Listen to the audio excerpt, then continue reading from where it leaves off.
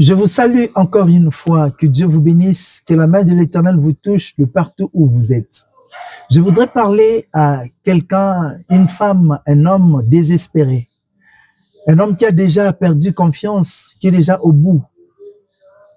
Et je crois que la parole de Dieu va le toucher et un miracle va se reproduire. Nous sommes dans le livre de Ézéchiel, chapitre 37, verset 4. Je prends, excusez-moi, le verset 2 à 4. Je lis au nom de Jésus. Il me fait passer auprès d'eux tout autour. Et voici, ils étaient fort nombreux à la surface de la vallée et ils étaient complètement secs. Il me dit, fils de l'homme, ces eaux pourront-ils revivre? J'ai répondu, Seigneur, tu le sais.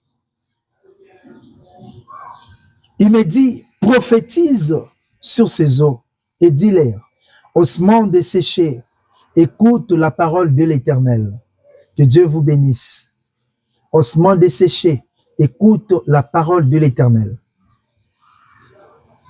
Là, c'est le prophète qui prophétise. L'Esprit de Dieu l'a mené dans une vallée d'ossements séchés, où il n'y avait plus que rien. Je dirais que c'est là qui cimetière. C'était un cimetière où l'Esprit de Dieu l'avait emmené. Imaginez là où tout le monde est mort, il n'y a que des eaux déjà bien desséchées, mais Dieu demande à l'homme de Dieu de prophétiser sur ces eaux. Je voudrais prophétiser sur quelqu'un. Et Dieu lui dit, ces eaux peuvent-ils revivre? L'homme de Dieu dit, Seigneur, tu le sais. Je sais que ton cas, le Seigneur lui-même en a la maîtrise. Il le sait très bien. Ça peut dépasser aux hommes, mais pas à Dieu. Et Dieu lui dit, prophétise. Il dit, ossements desséchés, écoute la parole de l'Éternel. Comme s'il parlait aux vivants. Mais là, il ne s'adressait même pas à une personne qui est morte aujourd'hui, mais il s'adressait aux ossements desséchés. Écoute la parole de l'Éternel.